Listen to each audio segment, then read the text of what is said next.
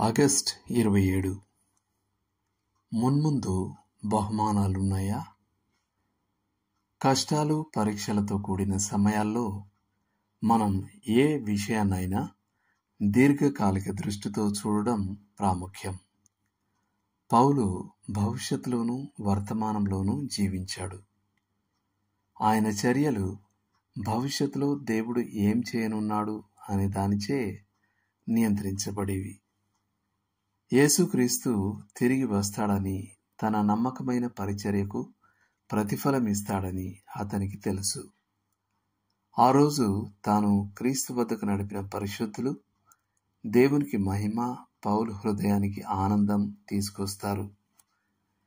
మనకు సుపరిచితమైన గీతం చెప్తున్నట్టు, మనం యేసును చూచినప్పుడు అది దానంతటికీ తగినదిగా ఉంటుంది.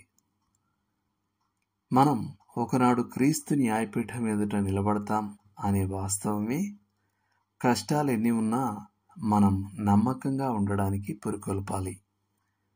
క్రీస్తు న్యాయపీఠం వద్ద మన పనులు పరీక్షింపబడతాయి మరియు బహుమానాలు ఇవ్వబడతాయి.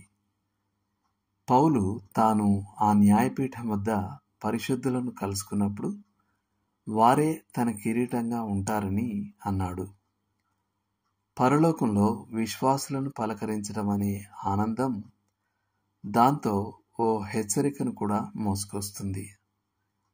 పరలోకానికి వట్టి చేతులతో వెళితే మనం ఆనందాన్ని కోల్పోతాము అని.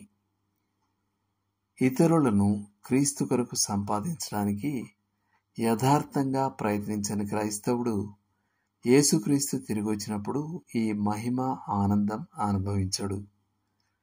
మనం పరలోకానికి వెళ్ళినప్పుడు ఆయన తన మహిమార్థం ప్రదానం చేసే బహుమానాలు ఉంటాయి. గుర్తుంచుకోండి, బుద్ధిమంతులైతే ఆకాశ మండలంలోని జ్యోతులను పోలిన వారై ప్రకాశించెదరు.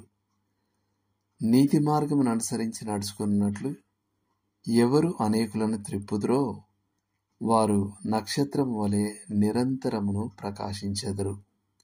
దానియేలు 12:3. మరింత అధ్యయనానికి రోమా పత్రిక 14వ అధ్యాయము 10 నుండి 12 వరకు, కొరింథీలకు రాసిన మొదటి పత్రిక 4వ అధ్యాయం 1 నుండి 5 వరకు, కొరింథీలకు రాసిన 2వ పత్రిక 5వ అధ్యాయం 9-10 వచనాలు, థెస్సలోనికైలకు రాసిన మొదటి పత్రిక 2వ అధ్యాయం 19-20 వచనాలు. చేయాల్సిన పని: వారిని మీరు క్రీస్తు వద్దకు నడిపించారని మీరు నమ్ముతున్న వారి పేర్లు రాసుకోండి. ఇతరులకు క్రీస్తును చూపించడంలో మీరు బలహీనులని మీకు అనిపిస్తే దేవునితో మాట్లాడండి. మీకు ధైర్యాన్ని ఇవ్వమని ఆయనను అడగండి. క్రీస్తు కొరకు మనుషులను సంపాదించడానికి సంబంధించిన ఓ కోర్సు గురించి మీ సంఘ కాపరిని అడగండి. దేవుడు మిమ్మును దీవించునుగాక. ఆమేన్.